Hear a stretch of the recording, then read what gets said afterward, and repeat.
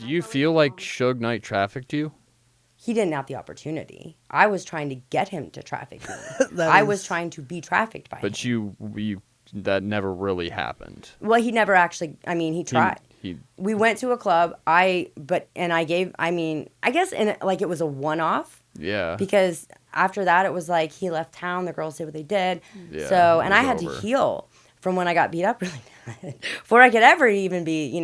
I was unsellable. That was the problem for me because I was so addicted to coke. Yeah. And they were like, you have all of these qualities that we want, but you just have this one problem. You just fucking love cocaine. Yeah. Yeah. Yeah.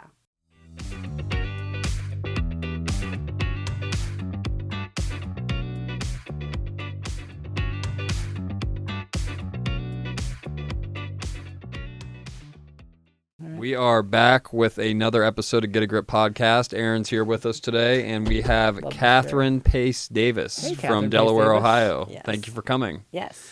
Very excited to have you. Appreciate it. We were talking before the show started, and sounds like you've got a lot of stuff to share. So. Yeah, a lot of stuff that hasn't been shared on the podium, too. Yeah. Because it's not about, I never knew where to put that whole situation. Stuff. Where do you talk about that? And I mean, because you'll get up there and it's like, well, I can make you can't really. Right. Yeah. Right. Now you can. Exactly. Now you can talk about whatever you want. Yeah. So. I think when he got. Start with your childhood. Yeah, let's go. Start from the beginning. Okay. I was born in Delaware, Ohio. And I'm the eldest of 3 girls. Well, 2 other girls. So 3 total. My mom was an alcoholic. She was the stay-at-home mom alcoholic that you would look behind picture frames and see little shots of whiskey all over the house. And she would always give me the sips of beer. She would take the Dixie cups and give me sips of beer. And I was the only one of my sisters that wanted it. And my first drunk was when I was 4. When you were 4? Yes, because my mom was very generous with her Seagrams. And so we had a family gathering, and I liked the taste of Seagrams and water. Oh, and my dad had a tall Ohio State cup full of Seagrams and water, and I drank half the cup. As a 4-year-old? Yes. Wow. And then I proceeded to go to dinner with the family. It was my dad's, whole side of my dad's family. Time out, but 4 years old. Half a cup. And I went to try to pour milk or something, and it just went everywhere. And I heard my grandfather say, "She's drunk." And he just started laughing. And so I got sent to my room, and there was no consequences. And the first thing I did in my room was go play with the oil paints that were on top of the closet that I was told not to mess with. So it was the first thing I did. Balls of steel. Go to that, yeah. What do you do at dinner, man? What do you are you I fucking love you guys. And man. I got sent upstairs. Damn. They were like, we're not gonna even deal with it. Yeah. She's drunk. Yeah. Wow. And, yeah. My dad's family was from Bexley. I don't know if you know the governor's mansion in Bexley. That's where my dad grew up. Damn. And so he had a lot of pressure from his dad, to teach us manners and be the good girl. And I didn't fit that mold. Man. For sure. So.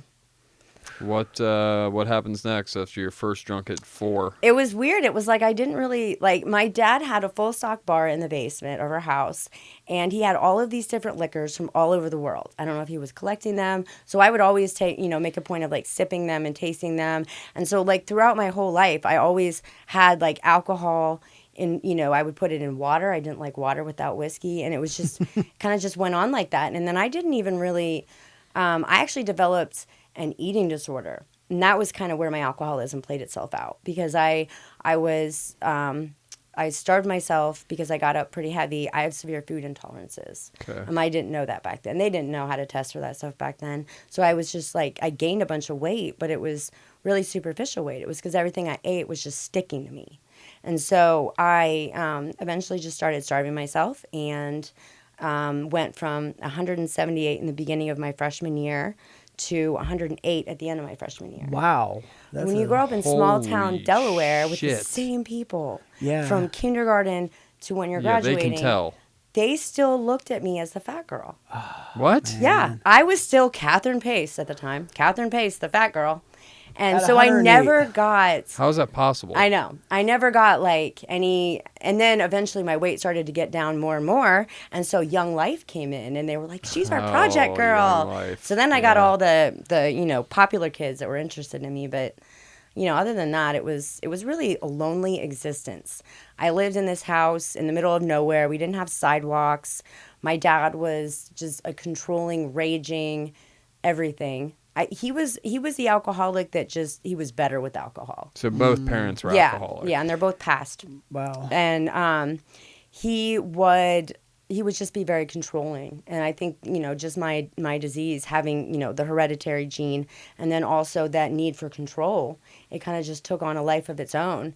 And by the time I was in 11th grade, I had been taken out of school so much and put into the Linscheid program at Children's Hospital, which was the most abusive program for... What is Yeah, that? what's that for? This doctor, Linscheid, created this program, and it was on 3A East, I believe, in Children's Hospital.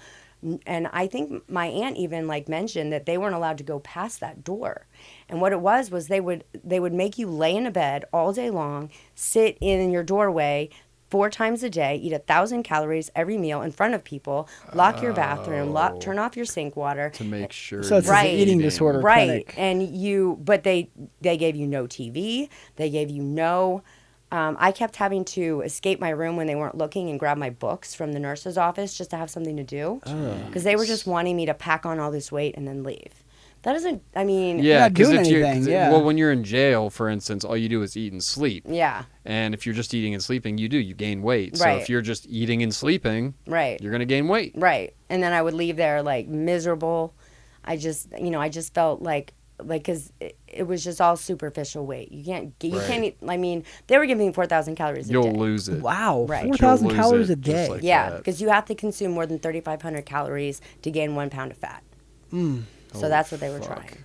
Yeah. 4,000. I don't like to hear that. That's a lot. I'm skinny, so. Yeah, I hear you. Is that all food based, or is they giving you the Ensure drinks and all They that? didn't give you any So insurance. everything, all 4,000 food. calories in food. Yeah. And they didn't give you any therapy. I mean, it was just literally and Just eat. yeah.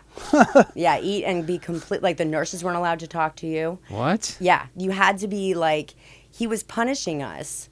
And I mean, Dr. Linscheid, outside of when I wasn't a patient, he was the coolest guy.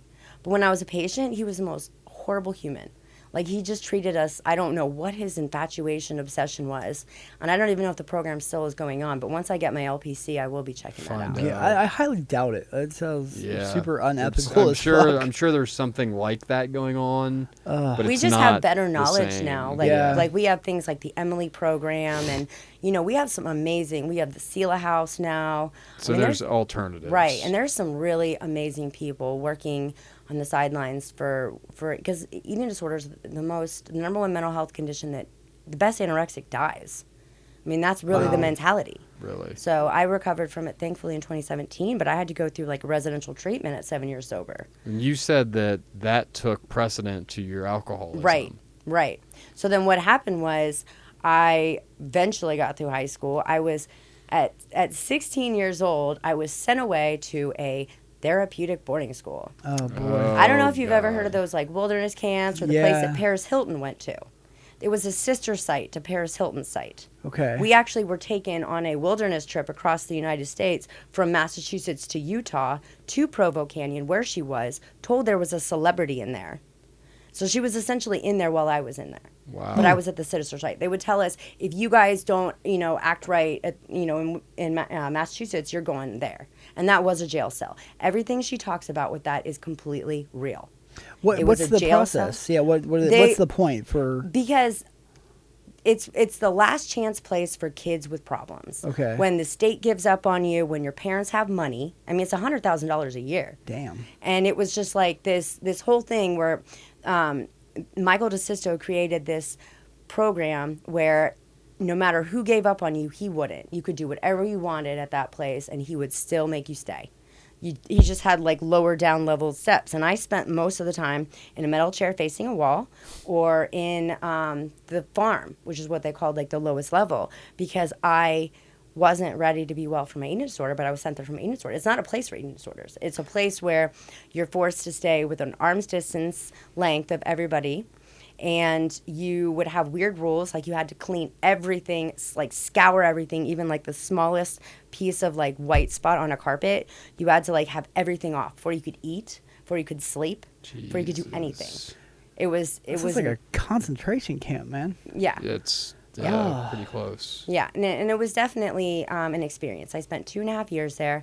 Whoa. And the entire time I was there, my mom would say that she was going to try to get me out of there.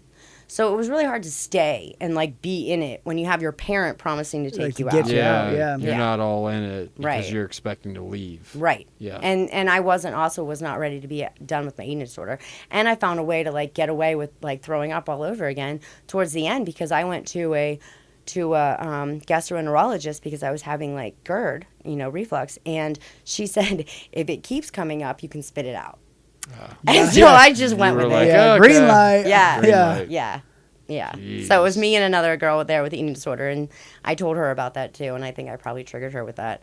But eventually, like they don't give up on you, and if you do run away, you lose everything. Like they'll send all your shit to Goodwill if you're gone for 24 hours. I ran away with a boy once and realized after like 2 days I had nowhere to go. They don't give you your ID. They don't give you anything. Damn. So you're just out there in Massachusetts. I was staying with a girl that was a student there and then ended up being talked into coming back to campus.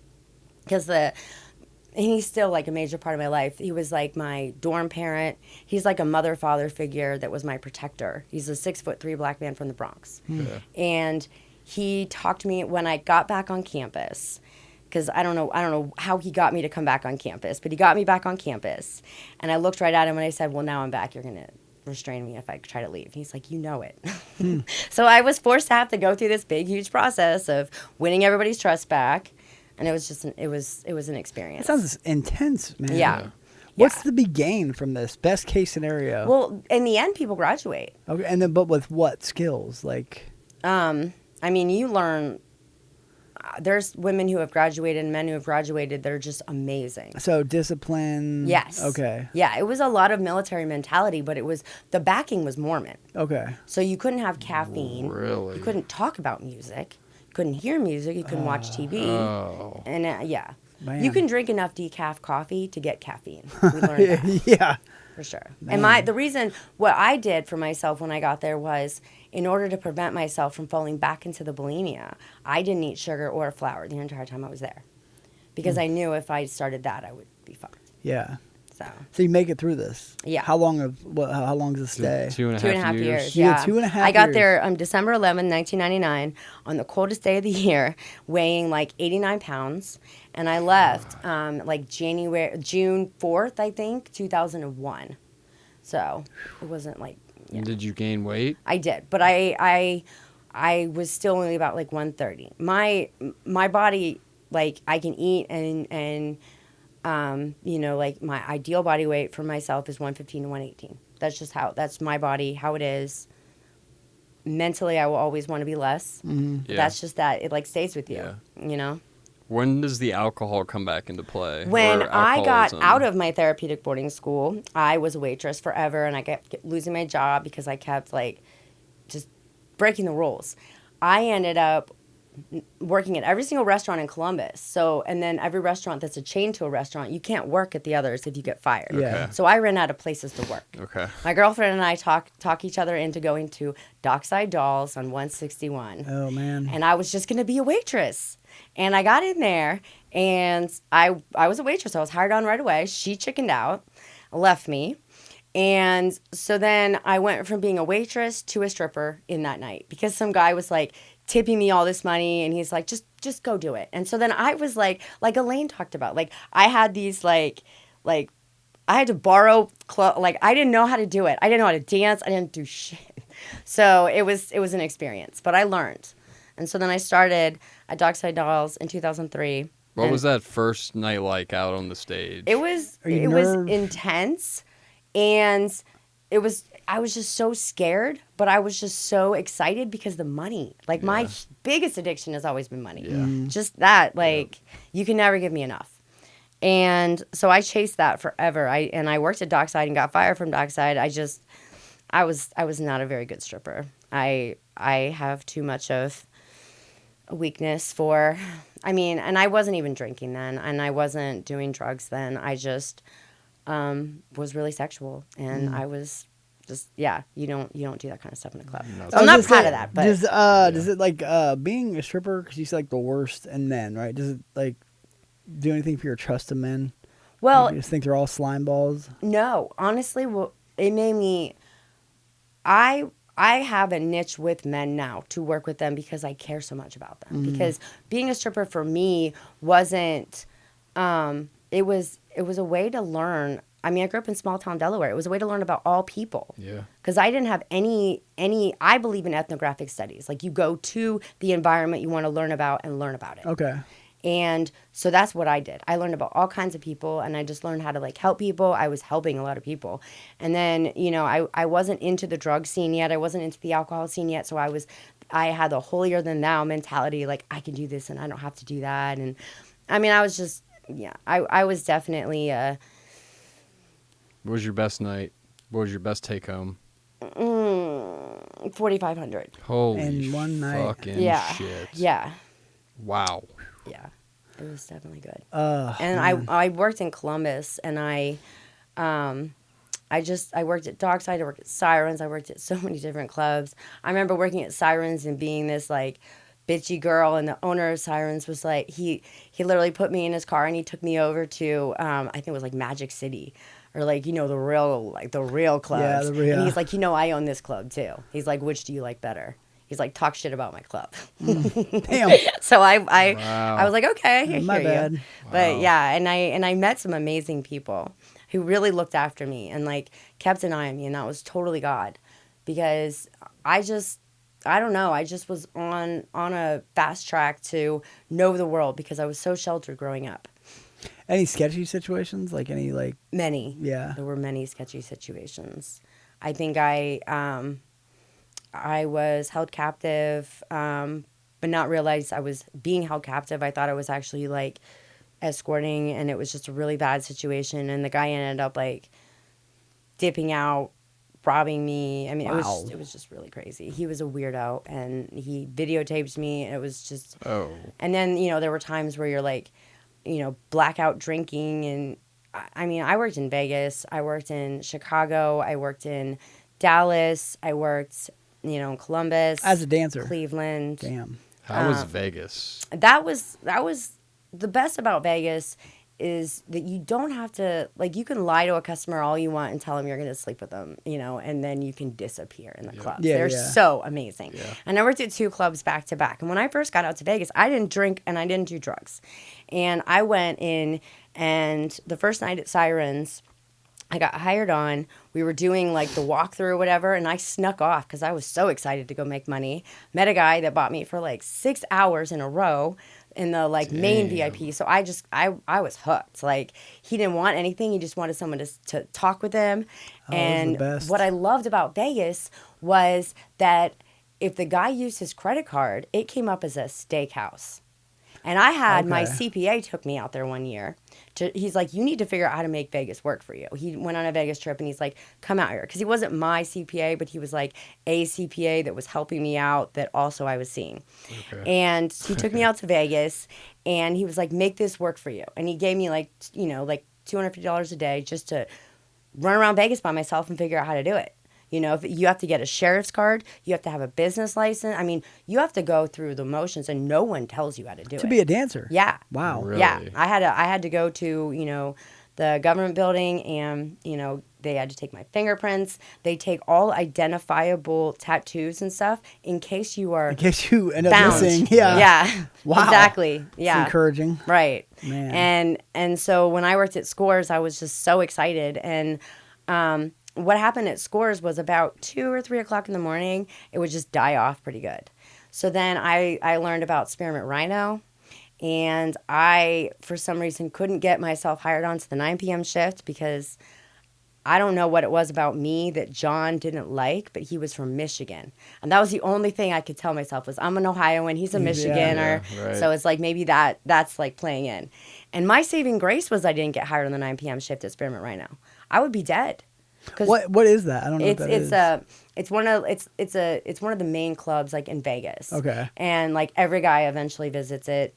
And what about Liv? Was Liv around when you were? Live. Oh, Liv's in Miami. Lives in Miami. Oh yeah. I never got to do Florida.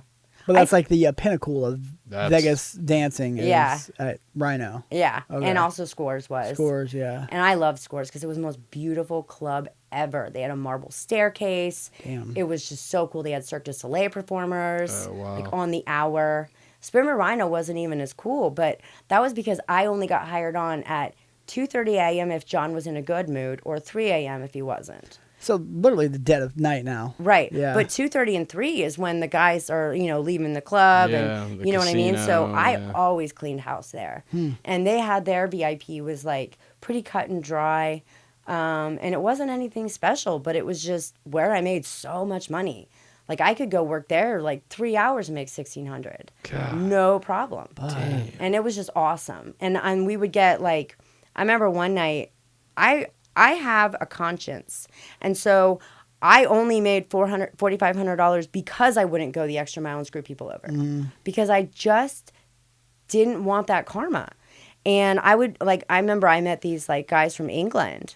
I love England. That's where my family's from is like originally from England. And so I just have an affinity for them. And this guy just kept trying to hand me all of his cash. And it was like a wad of hundreds. And I'm like, I like put it back in his pocket, and I only let him tip me a little bit extra, and only took what was for I was just like being so careful with him, and I remember I even left the club and made sure he got back to his hotel that night. Damn. Wow. Yeah. Good like for you. Yeah, that's I don't know if I could. honorable. I couldn't. lady. Because I saw what Vegas was. There's a reason why they make you show an ID for a $2.50 charge.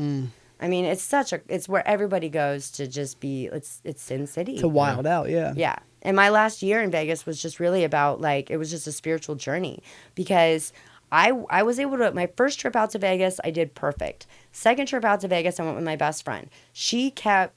I still had an eating disorder. So after I got off, I would starve myself all day long. And then after I got off work, I would binge and purge. It would take me about an hour to 2 hours. She would already be asleep.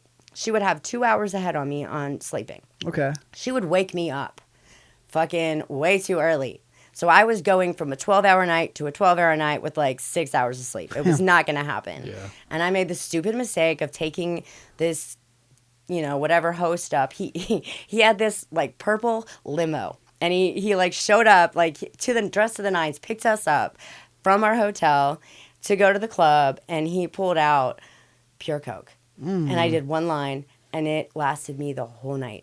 And I was so excited because I'm driver. sensitive. Yeah. He was a he was a host. Right. Okay. Yeah. He was a host. host. Casino host. Okay. He was a Sagittarius. That makes sense. He was amazing. That makes sense. And but it was expensive. I mean, I never got a break in that. It was $250 an 8-ball. Ooh, wee. Yeah. And I never got a break in my shit. I never got free shit. I never got any of that. But if it's that good. Right. Worth it. It was It's off the worth block. it. Yeah. And Yeah, it was worth it. so good because, and it didn't, I eventually got myself up to have a locker at Scores, which rarely any girls do, especially girls out of town. But I was the only redhead with big boobs. So I was the girl, like if a guy came in, he wanted a redhead, they asked. You're the exactly, one, yeah. Exactly. So it was my niche. And so I had a locker there. I could leave my Coke in my locker, fly home, fly back, and get it. I didn't use it at home. I didn't, you know what I mean? Like that's what Pure would do for me. But then I was in Vegas and I just kind of, the stock market crashed in 2008. Yep.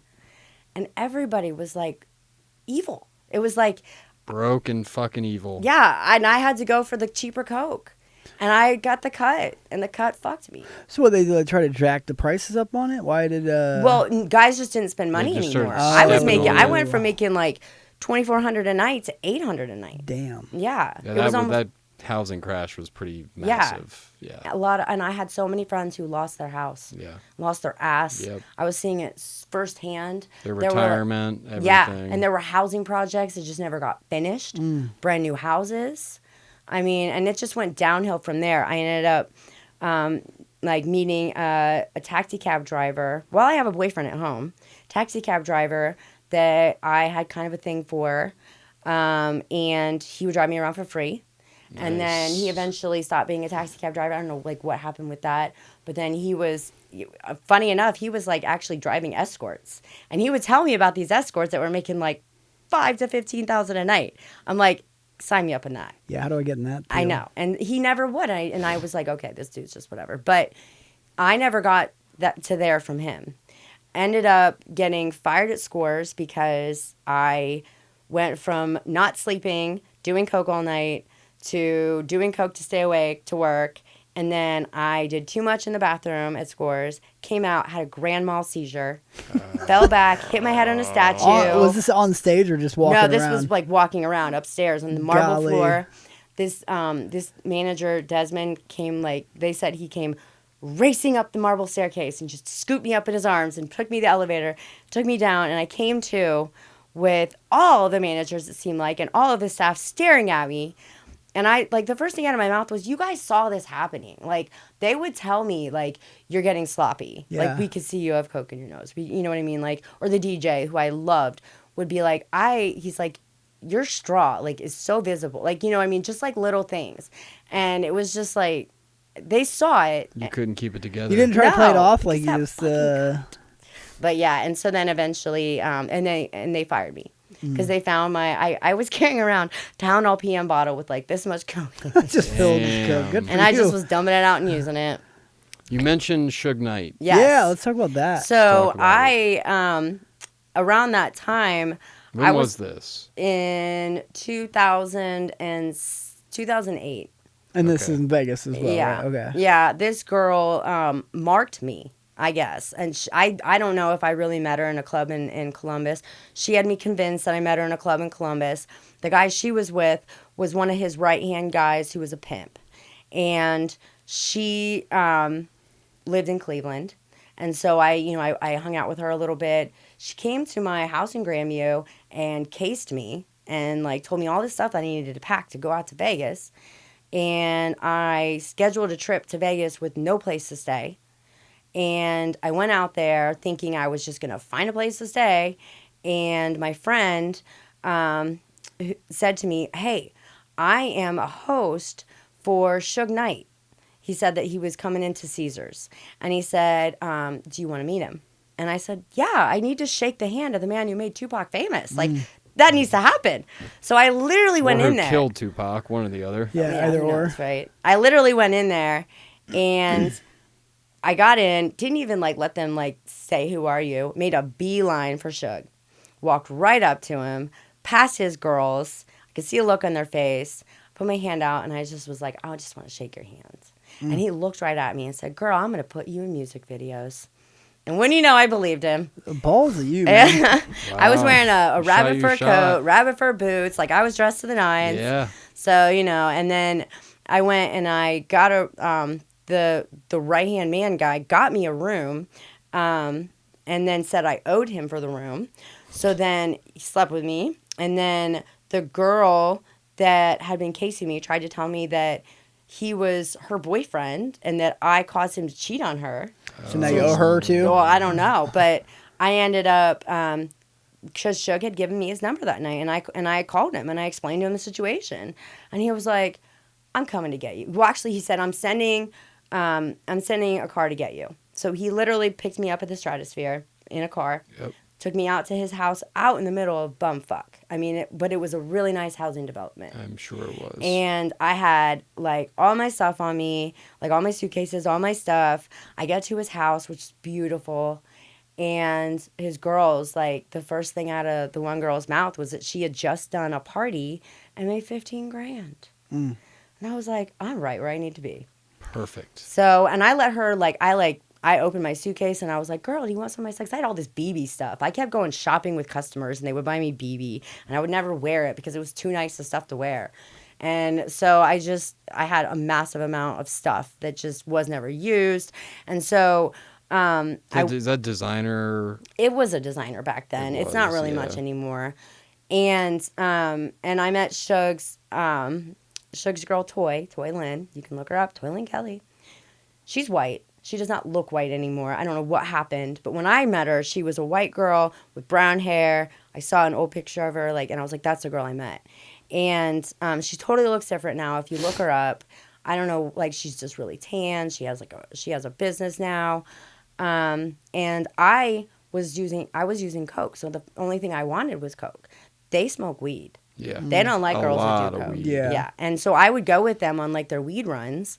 And they drink lean, yes? Yes. Yes. And I would go with them on their weed runs, and I would be getting a contact high, and I would just be in such a good mood. But Suge got me, his name's Marion. He got me Coke. I don't know how much it was, $200 worth. So I owed him. And his thing was he would take us to the Palms or and he would take us to shows. I got to see Kid Rock. I got to meet cool people. And he was always the big man, Yeah, whatever. no one's fucking with Suge Knight. No, and it was really cool. It was really cool to sit with him and have conversations with him. What do you talk about? He was trying to see what I was about. Okay. He was trying to see what I could do for him. I was trying to be Toy. I would have loved to have you're run trying his to be girls. that number one girl. I yeah. would have loved, because I could do it. I always, whenever I did, private shows, I would always bring my own girls. And they didn't owe me shit. They made their money. I always brought quality girls. That was the thing for me, because I always liked to have fun. And I knew I could reproduce that with him. And I think he did, too. So he's trying to get you on, he's feeling you out to see if, he can get you in, the stable of, making money for him? Right. Okay. Because he's actually bankrupt, and he was. It Yeah. was Toy that was Yeah. paying for the house. The girls that were working and giving them the money. And he had a bedroom upstairs that nobody ever went in except Toy. And my bedroom was downstairs. And all the other girls were downstairs. So you're now living in Suge Knight's house. Mm-hmm. And he had this awesome office, and we would just sit in there and talk, and he would just get to know me, get to know who I am. I didn't know shit about Death Row Records. I didn't know shit about who this person was. Yeah. But I was also there in my mind to learn about cutthroat black people. Mm-hmm. How am I going to learn about these people? How can I help these people as a counselor one day if I don't know even how to be? Get into your work, man. Yeah. He's yeah. really one of the most cutthroat black people Yeah. you're gonna Yeah. meet. And he took us to the Palms. And he was like you need to find a guy, you need to make some money, whatever. And we would sit in this one area, and I went over to play craps, and I saw the Michael Phelps. The Playing swimmer. craps. Swimmer. The swimmer, Yes. yeah. Yes. I just wanted to give him shit about the Michigan tattoo. And so I went over and I was playing craps with him, and he was like, "Who are you here with?" And I'm like, "Suge Knight." He's like, "I've always wanted to meet Suge Knight." So I literally brought him to Suge Knight and introduced him to Suge Knight. Michael Phelps. Yes. How long Wow. is this from day one? You rush in, shake his hand to now? How many? It's 2 weeks. No shit. Yeah. Okay. Yeah. And so then, because what had happened with that other girl was that night at the Palms, I finally met a guy, went up to his room. I ended up only making a couple hundred off of him, which I, gladly gave to Suge, but it wasn't I wasn't making enough to my liking. Yeah. Right. And that girl finally made it out to Vegas, and when she found out I was already with Suge Knight, she was pissed. Yep. Yeah. She was like, "Well, I already lost this." I Yep. think they were trying to traffic me. Sorry. When you are trying to get a guy to buy your services, what's that conversation? How do you do it? Well, I love blackjack. Okay. So I would just sit down with the guy at blackjack, and Yep. I would just be playing, and I would just be conversing, and just give them little hints about Yep. see where they're at, fill them out. Yeah. It was Plus, awesome. you can pick them out sometimes Right. too. If you Fremont Street, Yeah. yeah, you can pick them out. Yeah. Yeah, I used to stay at the Plaza all the time. Yeah. But yeah, and so I ended up going to those guys' rooms. Suge left with his girls, and then he's like, "Just let me know when you're done, and I'll have a car come get you." He was paying $100 for these cabs to take me out to his fucking house. I mean, it was a really big cab fare. And so then I got a call from that girl, and she said, I had her sister's coat. I had brought it out with me because she left it in my house. So then I was going to meet her in the parking garage to give it to her. Oh boy. Went down the parking garage. I just had my purse, my phone, and I'm pretty sure I had my wallet. And then also her sister's jacket. Okay. So I handed her the jacket. She gets into an argument with me, and then she grabs my phone. And I'm like, you're not about to take my fucking phone. So then, and she's with a customer of some sort, some guy, I don't know what it was. He had a truck. She took my phone, jumped in his truck. I jumped in the back of his truck. Damn. I was like, you're not leaving me. So now and I grabbed her phone. So I had her phone, she's got mine. So now we're flying down the road, and me in the back of a pickup. I'm on the phone with the police. Like, they don't care. they don't fucking care. Jesus. So then, she and I just was, I didn't know what to do. I think I was even calling my boyfriend at the time, like all while driving in the back of this truck. Yes, back of a truck. And then she goes to this like abandoned area. It was like an industrial area between two buildings. They drive down. She gets out of the car. I know that she's probably gonna try. I don't know. Like, I just was ready for it. I'm not. I mean, I felt in a way like I kind of betrayed her because, you know, she wanted to be with Suge too. Yeah. And so then I ended up, I was going to get the license plate number, and she could see that I was trying to do that. She eventually took like $100 off of me and then gave me back my phone. And then she just like proceeded to like hit me a couple times. She broke my nose. She broke some of my ribs. Damn. She hit me in that face. Like, I had blood all over my face.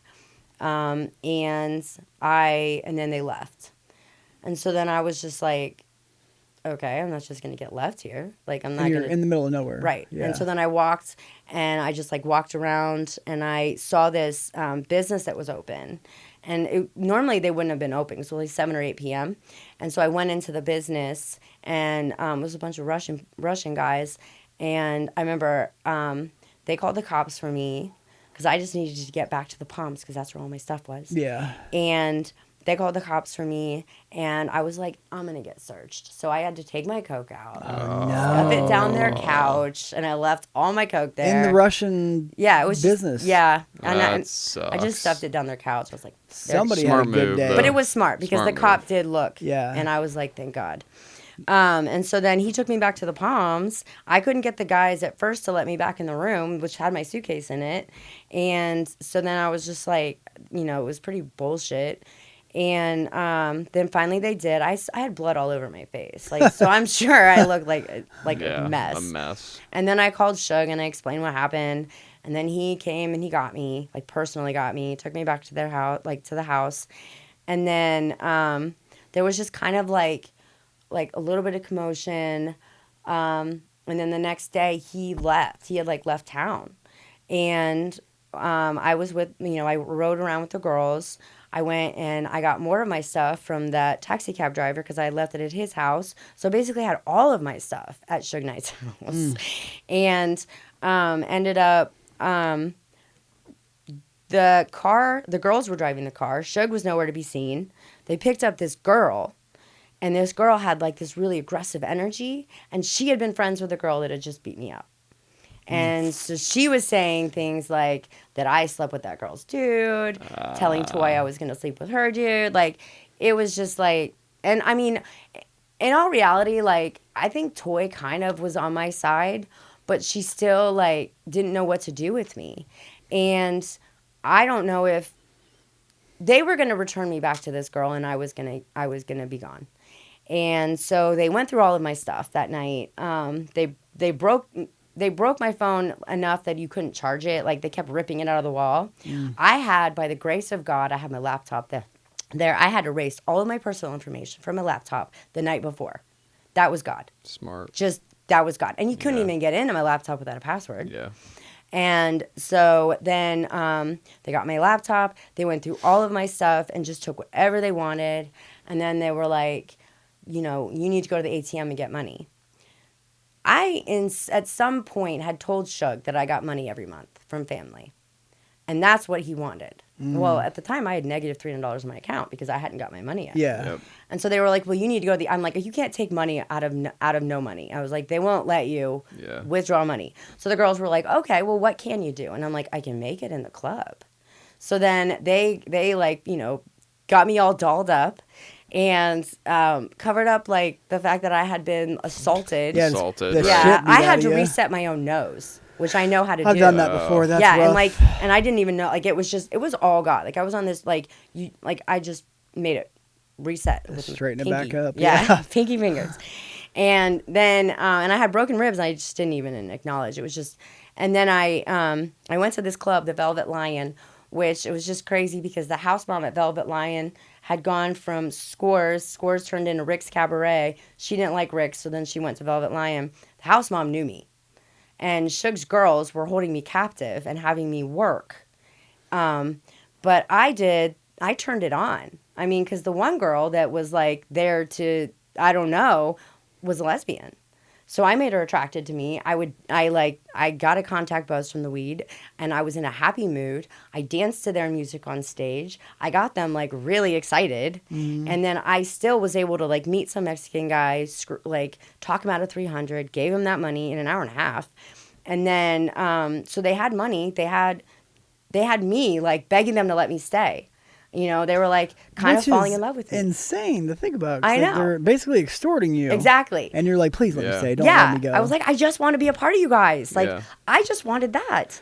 I was willing to I just wanted to be in that world for just a second. Just a minute. Yeah, I just wanted to see it. Yeah. I wanted to be in a music video. I thought that'd be so cool. Yeah. But, do whatever you got to do to do it. Yeah, exactly. Suge, though, after Tupac died, there wasn't much left for him. What happened was the girls, by the end of the night, they had like taken all my stuff and put it in the car, all the stuff that they didn't take. And like, I actually, the night before too, I got a sense in my head, like, this won't work out for you. So I took all of my Effexor to try to kill myself. And then I threw it up immediately because I felt like, oh my God, what did you just fucking do? Jesus Christ. What the hell? Yeah. And then I told them, and they were like, you got to get rid of it. So I got it back up. And I was probably feeling happy from that too, because Effexor, like, it can make you manic. I have bipolar. And so so at the end of the night, the girls were like, they were talking, like, we don't know what to do with her. You know, like, we don't want to give her back to the girl because the girl's going to kill her. Yeah. Like this girl, Racine, she told me her name was Racine Sheehan. I don't know if that really was. But she was going to kill me. That was her, like, because she was done with me. And I shouldn't say this on whatever. I shouldn't say anything like that. Because if I say anything, I was with Suge, and I had heard, I mean, they do what they want with people. Yeah. So, whatever. Yes. And there's a lot of empty There's land been out there. a lot of that with Suge. I know. A lot of that circles him. People disappear. Yeah. Yeah. Yeah. And I mean, it just is what it is. You know? It comes with territory. I think he's an amazing human as a human. Like, sitting down with him, having conversations with him, he was a cool ass guy. That's interesting. I know. I don't know. Is he, or is he just like the celebrity act? Because really, on paper, like, he's kind of a piece of shit. He's a piece of shit on paper. Yeah. But honestly, like, he had diabetes. He was an Aries, and he and I got along really well. Okay. I just couldn't understand him. Yeah. In a lot of ways, because I understand nutrition. You know, like, I could have been the girl, but if you're looking and seeing it now, she had his kid. He's in prison for life. Yeah. She can't be with him. Yeah. And she already got arrested for talking too much. Jesus. You know? And so I ended up, the girls were gracious enough to leave me at Suncoast or Sun City. Leave you at Sun. Yeah, with all this rest of my stuff. I talked the hotel into letting me keep my stuff until my friend could get off work and he'd take me to the airport. Mm-hmm. I had negative $300 in my account. I then had to call my parents and beg them to get me a plane ticket. Yep. My mom was being the biggest bitch and just wouldn't. I wouldn't tell her what was going on, of course. No. But I was like, can you just call this airline and pay for the ticket? Please. So she eventually did. I still had no money, whatever, just waiting for my friend to, like, get his butt over and take me to the airport. And I can only, like, he wasn't an angel because he was human. But this amazing guy at the bar, I went up and sat at the bar for a second. He turned and he looked at me. And he was like, what's going on? And he took me up to his room. And I thought I was, he was going to give me $300. Yeah. He gave me $300 to just talk to him. I was like thinking to myself, this guy is amazing. Like, he was just such a cool guy. He never wanted anything. And I was just like, I had $300 cash. What does my brain want to do? Go get Coke. Go get some cocaine. But baby. I didn't. I instead went to the buffet and bitch purged. but I still had some money on me, so that was cool. And then my friend finally got to the hotel, because it's out in the middle of nowhere. It's where the locals go to gamble. Okay. And so he finally got out there, and I had gotten whatever stuff they had given to me. I hadn't looked through my suitcases, but you're only allowed to have like 2 suitcases, so I had to consolidate. They had literally left like empty wine bottles in there. They took all of my stuff pretty much, and they just left me with some of it. And I just was like, it was just, I had Cece's Pizza Buffet, like a whole like 2 years worth of like free coupons, vouchers, and they took them. I mean, they took all of it. And, you know, and it was what it was. But I just remember, like, on the way to the airport thinking, like, I literally just escaped with my life. You literally it was did. literally Barely. it. And you were, like, voluntarily there. And I didn't hear from Suge or see Suge from, that was in January of 2009. I didn't hear from him or see him or anything. I had been in contact with Toy, his girl. I kept asking her, can I come back? She's like, you need to get your cocaine addiction under control, and then you can come back. And then we can talk. Right. Which is nuts, because that's like not even like your bottom, right? Right. And well, yeah. And so then I ended up, I had been in this 7.5-year relationship with this guy who I knew wasn't the one. And I was too codependent to leave him because I had everything wrapped up around him. And he knew all about my family's, like, financial everything. He had been sitting in the meetings. He had been looking through all the numbers. And so, like, I wasn't scared he was going to steal it, but, like, I just was aware. He put all of our money in the stock market and day traded it. And when the stock market crashed in 2008, I lost $700,000. He bought call options or he was in 2008? A day trader before the stock market. Because if he bought puts, he would have made a fuckload of money. Well, here's the thing. 3 days before the stock market crashed, I had this crazy, like, whatever, and I said, you need to turn it all into gold. Buy gold. Or that. If he would have bought gold, you'd be all right. Right. You'd be sitting pretty right now. 3 days before, he was like, you don't know anything you're talking about. And then the stock market crashes. And I lost $700,000. And I was, like, done. I was just like, I just hated him. And I didn't know how to, like, rectify that. But I was just doing so much coke to get over it.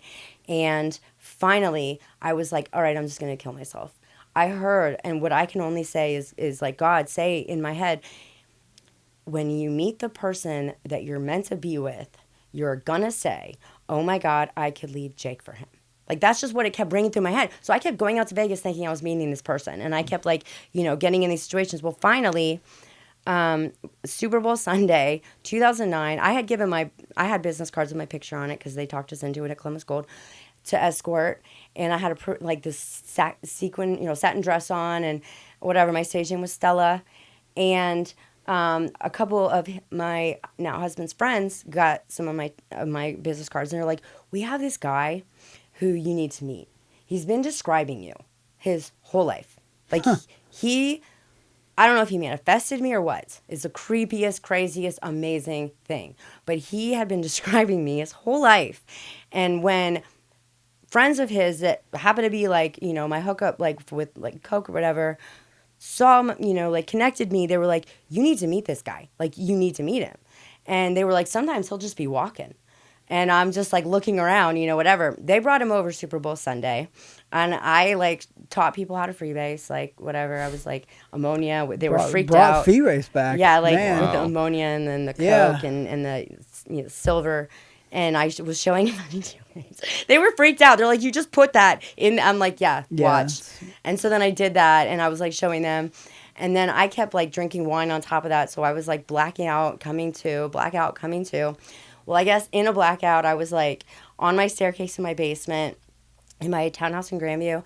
And I came out of a blackout saying, oh, my God, I could leave Jake for him, looking right at my husband. Wow. That's why it was so important. And then I went back into a blackout. And then that night was the first night I was shot up, and I went into a full-blown seizure. Oh. And it was the best high ever. Yeah. And then I was shooting like, cocaine is a different animal. And it was a guy that a lot of people in this area know well. that did it, and then he also took advantage of me. While you're seizing up? While I was, like, I blacked out a little bit, and he like, took me upstairs to my bedroom, took advantage of me. Wow. My ex-boyfriend was out of town and had put a tape recorder in our bedroom. No shit. Yeah, and so he got all of it on tape. Good for him. Hope Yeah. he was What's happy. that like? And Listening then- to that, like, Well, I mean, it was just crazy because I was like, not even like, it was my blackout self. It Yeah. is the only time I have ever evidence of my blackout to self. hear it. She is crazy. It is a whole other person. And my ex-boyfriend, like, when he came home and he, like, went straight upstairs, got that tape recorder, heard it, and then he was like, I was thinking about proposing to you on my way home. And he's like, now I know. And I'm like, I had already met my husband. Yeah, I don't So need I you was anymore. like, okay, whatever. So then I spent, like, the next, week or 2 weeks on the couch, like, watching old, black and white movies, recovering. And then my husband and I finally went and hung out with him. And, like, we would hang out and, like, just stay up all night talking and doing coke, and it was just cool. And then when we finally hung out and we actually hooked up, he turned me back on. Like, my whole body had been shut down. I couldn't even really feel touch because I had been so desensitized. Yeah. He turned my whole body back on. No Wow. shit. Yeah, it was amazing. Wow. And he's a normie. And, I mean, he's a Sagittarius. I mean, everybody in Grandview, like, knew him. And it's just awesome. But I decided to take him to California, like 3 weeks into the relationship, because my best friend needed rescued. We go out to California, rescue my best friend. She gets back into a relationship with a guy that I had been with the year before. And so we go to Vegas to work, because what do? You know how to work in Vegas. And you're just doing this on the way home? Yeah, like on the, like we flew Yeah, out. because Cali, it's a short. Yeah, it's a so- short trip. Yeah, we flew out to California and then drove from California to Vegas, and all in his credit card. So my husband had an $11,000 credit card, so we maxed that shit out. Damn. And it was just awesome. And then we got to Vegas, and he said, and I'll never forget, he says, when he is in Vegas, it feels like they're going to steal his smile off his face. That's like the energy. I can believe that. And so I worked at, like Rick's Cabaret a night, and I didn't really like it. And then I didn't go to, I worked at Spearmint Rhino night. I went to Seamless, which is the sister club to Rick's Cabaret. It was sister club to Scores. And I was talking to the house mom about the situation that had just happened, because she said, okay, now that you're alone, tell me what that was about. And I told her, I was like, yeah, they really were holding me. And she's like, I knew it. She's like, I just knew it. And I'm like, well, it's a good thing you didn't intervene, because she just wanted to, like, help me. Yeah. I could tell, like, the house mom, like, I used to always take such good care of my house moms. That's what you do. You take care of the house mom and the DJ, and you will always be set. And I would always tip that woman. Like, they were just amazing. And I guess I was talking too loud, because somebody called Suge. Oh, he's back. And I was standing at the back bar at Seamless. Suge Knight comes in the front door. And your husband's there on location with you? My husband's in the club with me.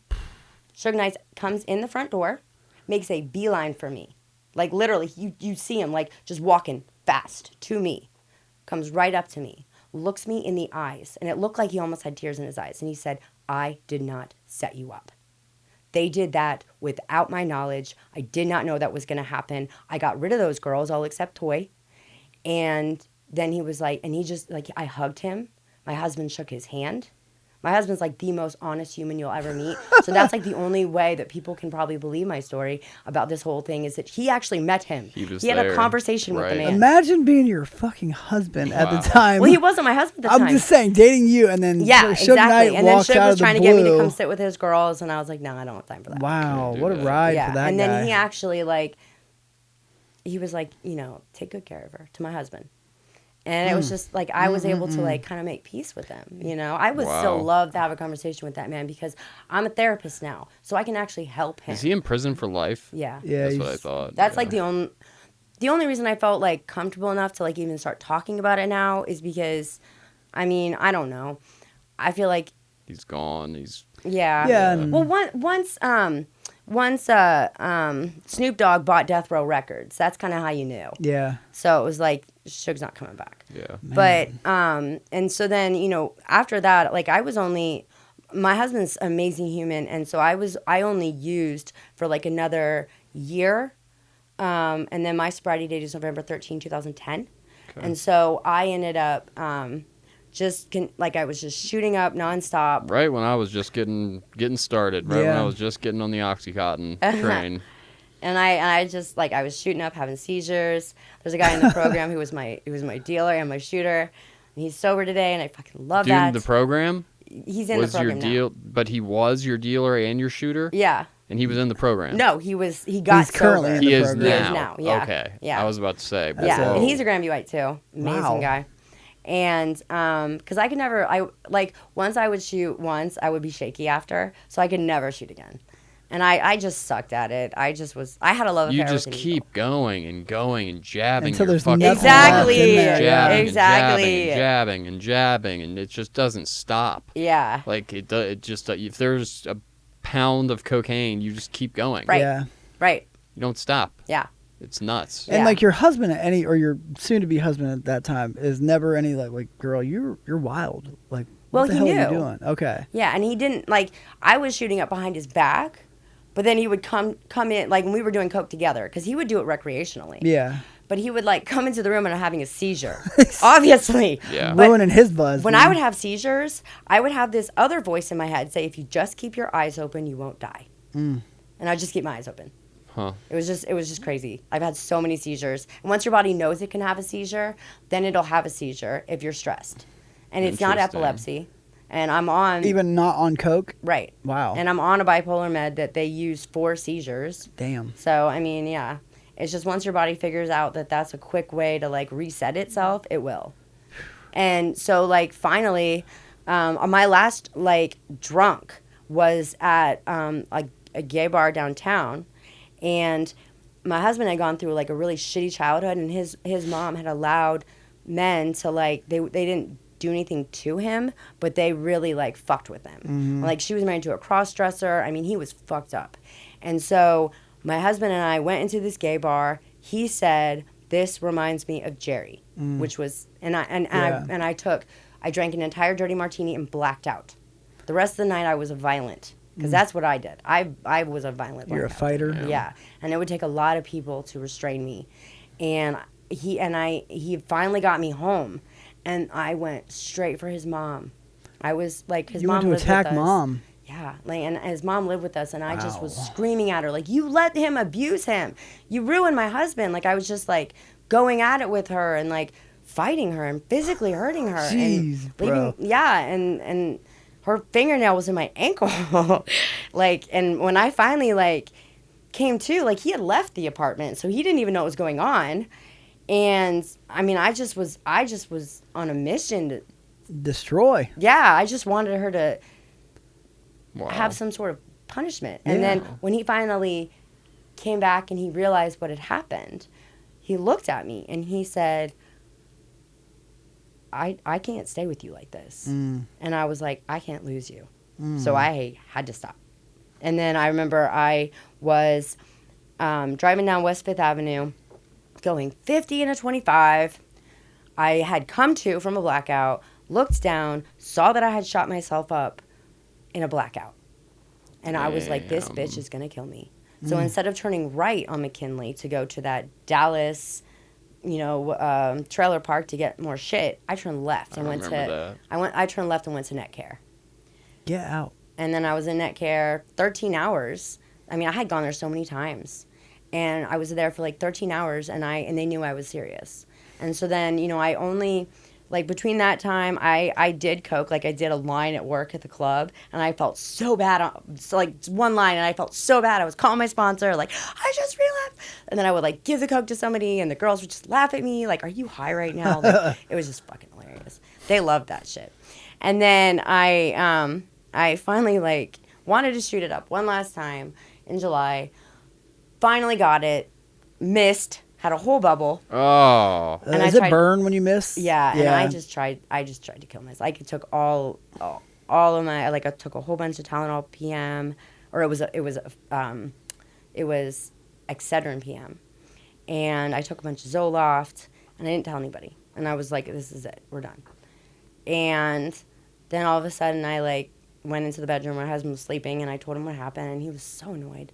And he just got up, took me to OSU, And I just felt myself at OSU fading. Like I just knew it was coming, and I was like, I'm gonna die. Is that terrifying? Yeah.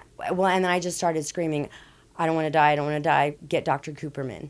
He was like the head doctor at the time. My dad, like he saved my dad's life. And I was like, get Dr. Cooperman or Copeland, one of the two. There's Cooperman and Copeland, and they both like saved my dad's life. And I was like, I think it was Cooperman though. And I was intubated, and I woke up 2 days later from a coma in the NICU. Wow. Wow. Yeah. So you were on the cusp of death. Yeah. Did they charcoal you and all that? Yeah. Oh, brother. Yeah. Jeez. Yeah. And I was in the NICU, and it was just awful. How long were you in there for? 2 days. 2 days. And then when I got put into like a regular room, I heard God say, if you're going to be a soldier for me, you're going to have to be a little stronger than this. Like the reason behind me even doing that and going there was because my best friend at the time, who I had abused with my alcoholism, wouldn't be my friend after 1 month. Like, God forbid I get sober. She's supposed to be, Yeah, you know. she's supposed to miraculously, Yeah, like, right. forgive you. Like, I don't know what I was thinking. You got and 30 days clean, then. Yeah. Yeah. So it was just, yeah. And then after that, I was just like, you know, I got to be stronger at this. And then I didn't drink any more alcohol from then. My husband and I made a decision on November 13, or never, yeah, it was like November 12th because it was one of his best friend's birthdays, to use Coke one last time and have a good experience. And we did. We did an 8-ball. So then November 13, 2009 was Friday the 13th, was when we got married in the courthouse. Okay. November 13, 2010 is my sobriety date. That's, yeah. Yeah. And so then, after that, the person who brought me to AA originally tried to shoot up one last time and put a bubble in his brain and died. Wow. His mom didn't have any money to do anything. Jeez. Wow. And so then I had to drive around Otterbein campus seeing the car all the time because I had given him my car because I got a new car, and I just was seeing the car parked, and it was just awful. And when that happened, I heard God say, if you ever use a needle again, you'll die. And I have just always believed I that. haven't touched a needle since. Yeah, because I know that's suicide. So. It is. Yeah. It is. Yeah. For all three of us. All three of us. Yeah.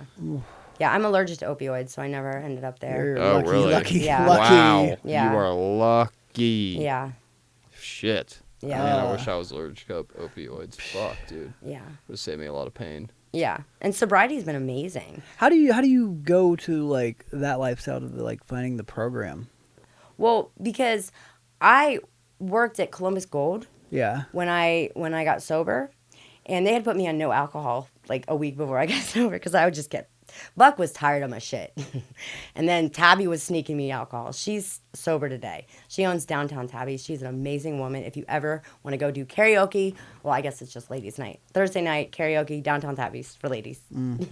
But I found that when I was there, he kept having me talk to girls that were in like really dire straits.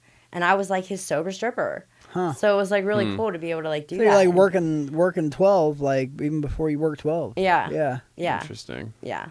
Wow. It was awesome. And working in the club, I was able to like not do stupid things, drive myself to and from work, and Make a bunch of money. Yeah. Not seize up on stage. Right. Yeah. Yeah, thankfully. Or on the way Because to it got to the point where I was actually having my shit delivered to me in a needle and shooting up in the bathroom at work. Jesus. So you bring the person in with you to No. shoot, or you figured out how to shoot I it figured up? out how to Okay. Because I was just going to do it once. Yeah. So I would Right. have like 2 loaded rigs. Oh, my God. Do it always once. have 2 loaded rigs on Yeah. all the time. That is wild. Yeah. Just marinating in there. So what's life like now? I love life now. Like, I really do. I think, you know, like they say, like my worst day sober is still better than my best day high. Yeah. Because Do you believe that? yeah. Yeah. Yeah, because I don't have that cloud. And also I got my mental health taken care of. Because in 2014, I was 4 years sober, and I ended up thinking I knew better and getting on Effexor, and I am bipolar. And you don't take Effexor if you're bipolar. Whoever watches this, don't take Effexor if you're bipolar. Like, no. It will cause mania. It will cause a hint of mania. It will make you think you're happy with the mania. I had my doctor when I was 19 tell me the reason I wanted him to increase my Effexor was because I was looking for the manic high. And he said, I predict you'll be a cocaine addict.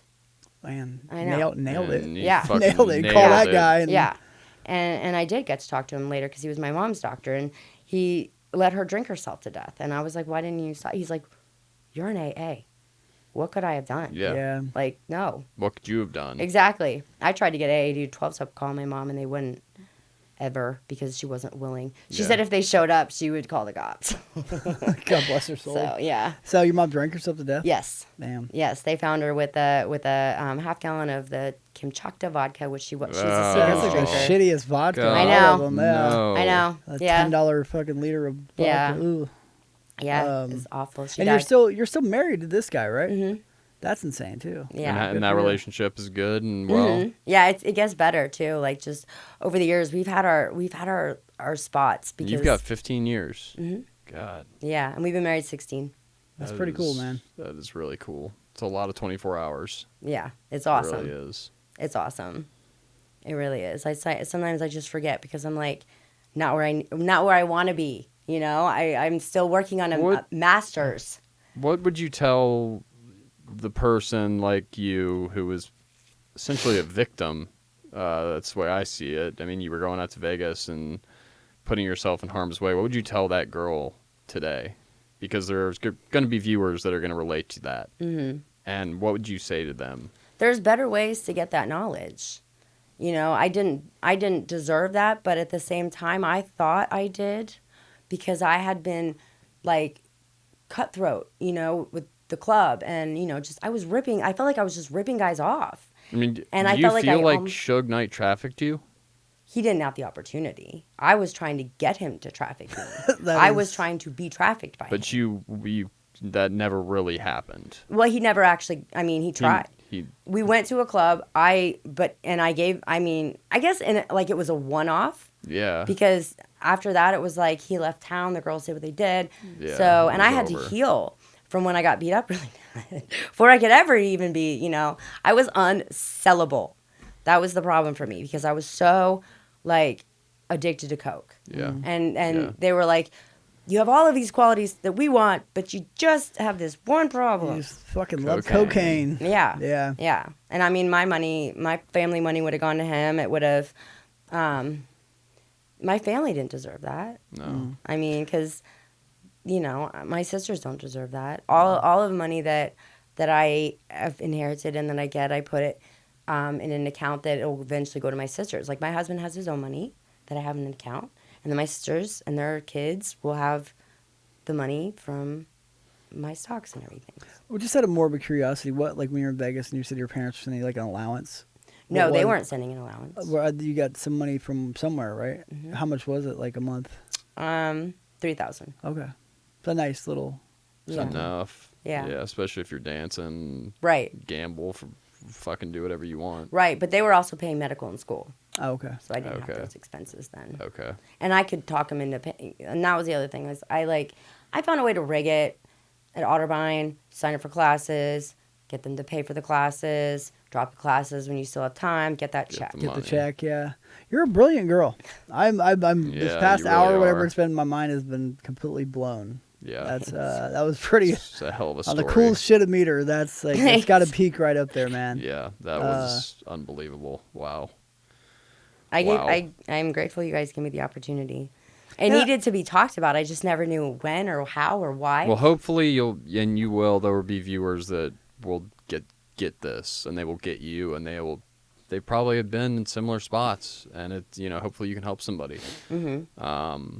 That's the goal. That's the reason the platform exists. It just so happens you did a little cocaine while you were being trafficked.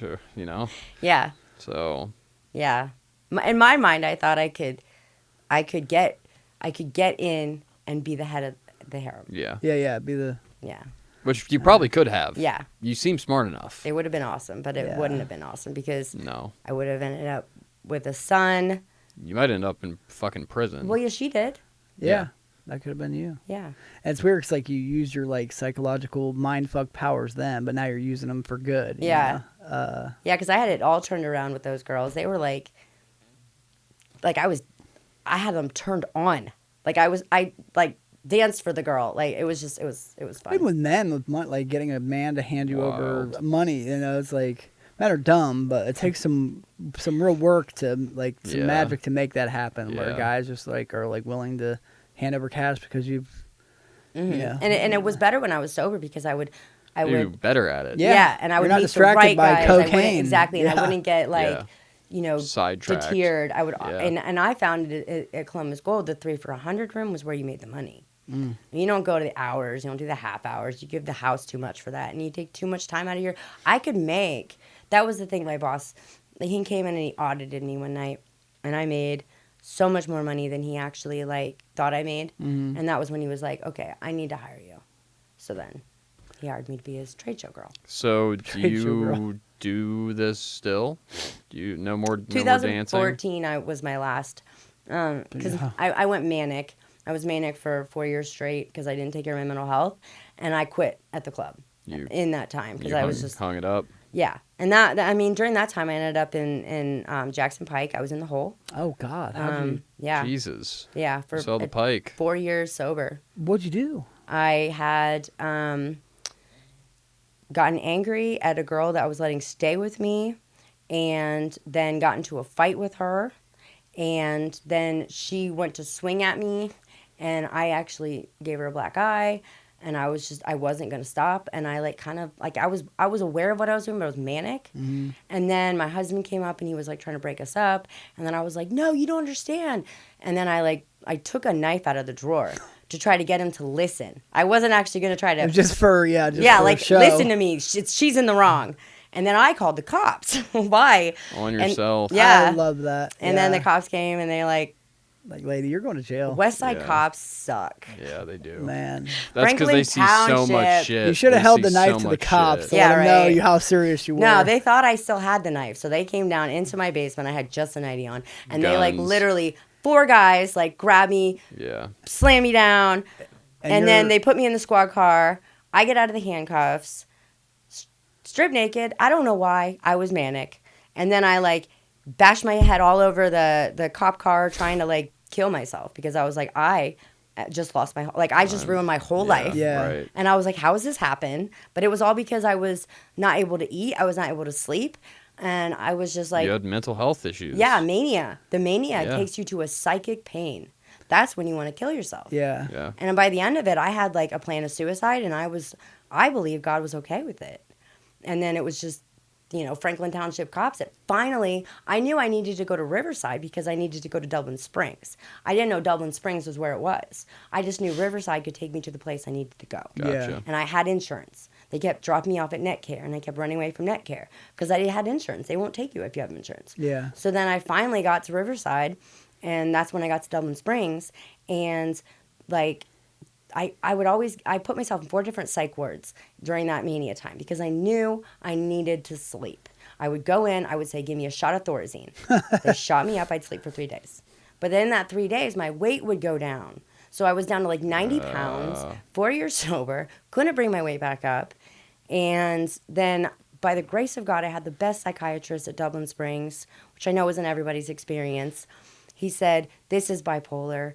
It's the Effexor. I had gone to all these places, and they knew I was on Nobody Effexor. knew. Nobody knew. Nobody knew. And I almost died at Ohio Hospital of Psychiatry because they let me be bulimic, and my potassium got down to 1.5. God. And they had to damn. send me to and thank God, the doctor that is the head doctor at base camp was the ER doctor at Grant that day. Wow. And after they got my potassium back up, I said, if you send me back there, I'm just going to die because I'm going to, And he was like, well, you're mentally stable. You can go. So he discharged me. Dr. Rob saved my life in 2014. And I got to work for him for a second as an internship at base camp, just briefly. And I got to thank him. That man. And what do you that's- do? What do you do today? Well, I'm about to start my internship on Monday. And I work at Bontrager Counseling. Okay. And so if anybody wants counseling, and they are self-pay because they don't take Medicare or Medicaid. Oh. Clinical counseling. Yeah. I mean, it'd be awesome because I can do it for like a less amount because I'm an intern. Oh, that's brilliant. Yeah. Yeah. And I love this practice.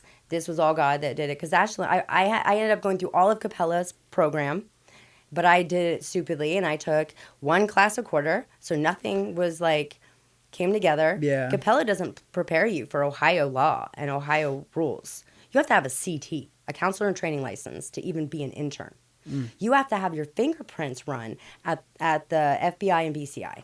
Jesus. Every time my fingerprints are run, they hit on FBI because I have a past charge from Vegas, and they had pulled the car over I was in with Coke that was actually baking soda. They thankfully did not charge me with that, but they found a straw. It's always the straw that got me. So, yeah, it's always a little like Yeah, things we and so then forget I got about. charged, and so then I ended up getting let out in an OR, and I remember the cop that was I don't know if you guys ever see like Las Vegas Locked Up. It's a black cop. Oh yeah, He's like, yeah. he's Yeah. I like- love that show. Yeah, I loved him. He was like, we're letting you out in an OR. Wait, he was him? Yes, he was the guy that arrested me. He was awesome on the yes, show. yes. And, oh my And God. he changed my life. He said, we're letting you out in an OR because we know you're going to come back.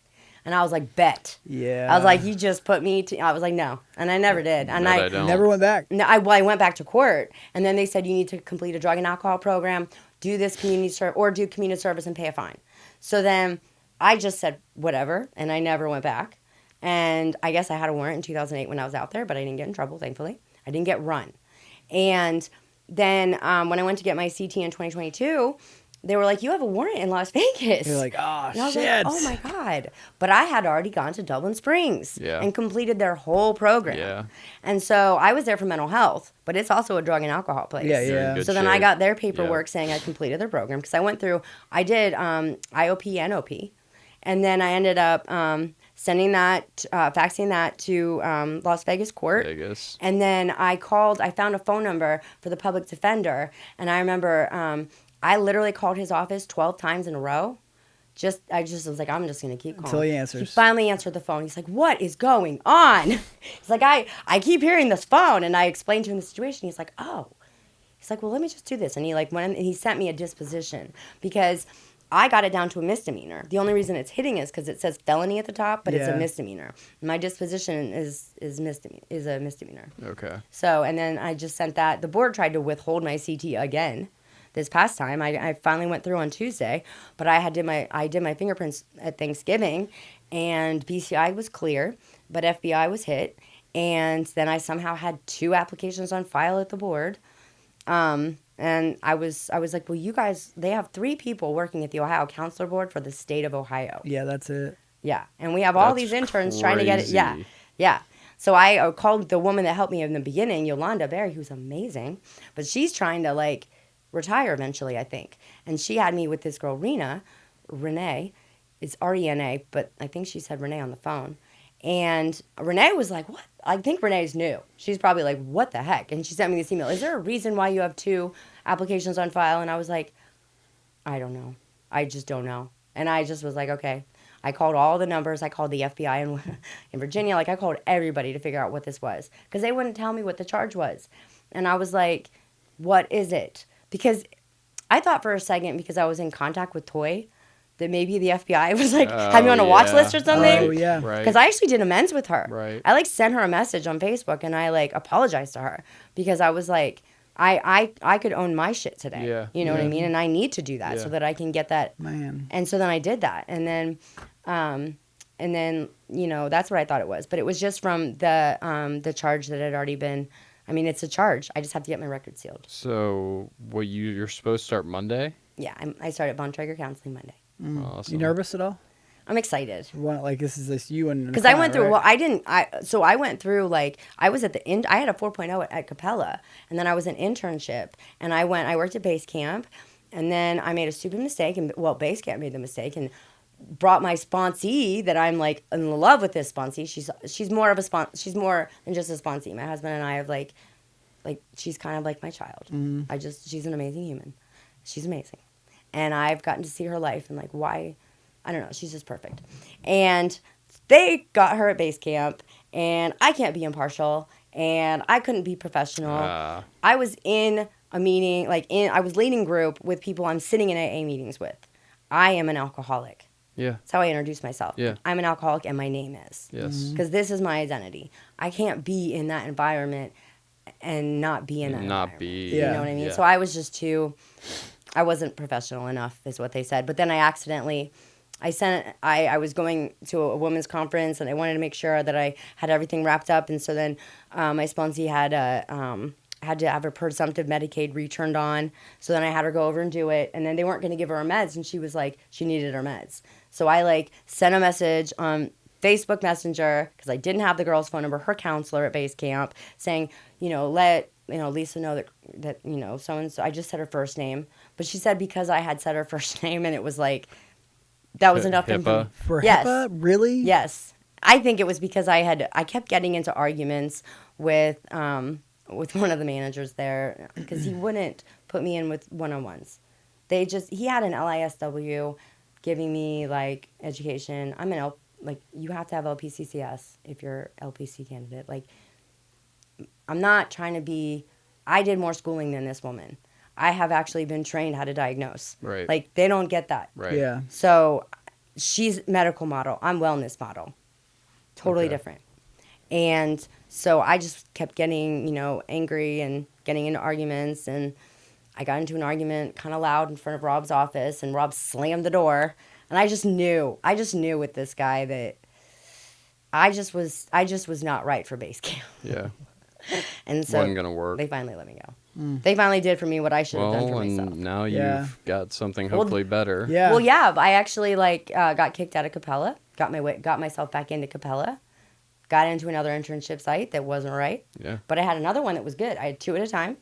I started 2 internship sites to get the rest of these 300 hours. You have to get 600 hours. Yeah, it's a lot. And they were just like, it didn't work out. So. Here we go again. Yeah. Then I ended up immediately, the day I got told I was dropped from Capella, I was like, I knew God had put me in this. I was like, I can make so much fucking money in sales, but I know I'm supposed to be a counselor. God's already said it. Yep. He's already done so many different things. And then he had, I felt like before it was I need you in ministry, and there's an actual ministry in counseling, and a way to do it, and a way to sprinkle, God over everything without them even knowing it, without even saying Right. God.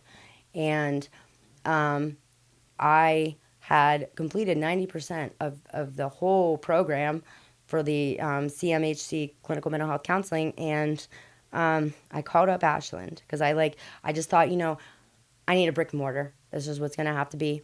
And I remember my parents had gone to Ashland, and that's where they met. And I looked online, and I was like, God, just show me. I was like, I'm done.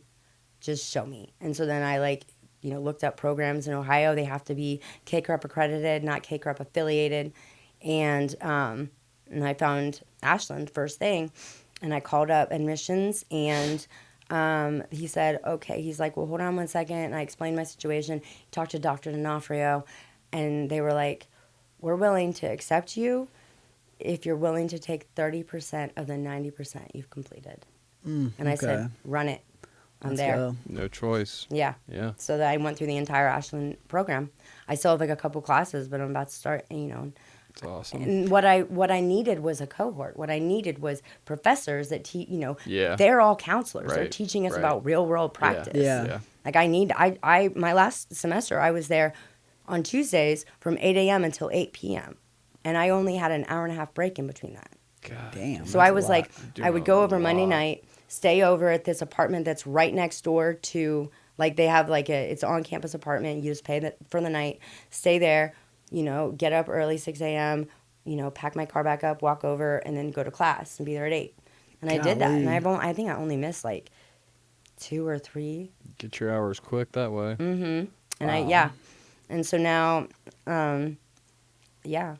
And it was all God for me to get this CT. It was all God for me to be in this program. We're proud of you for what Bravo. it's worth. Yeah, bravo. You shouldn't be here. You probably should not be here sitting in this chair after everything we just heard. Well, yeah. It's Well, I mean, what I wild. learned was you can't. If God's not done with you, you're Yeah. no choice. Well, thank you so much Thank- for coming yeah, out and thank you. sharing the story. It was For sure. spectacular. Thank you. Thank you.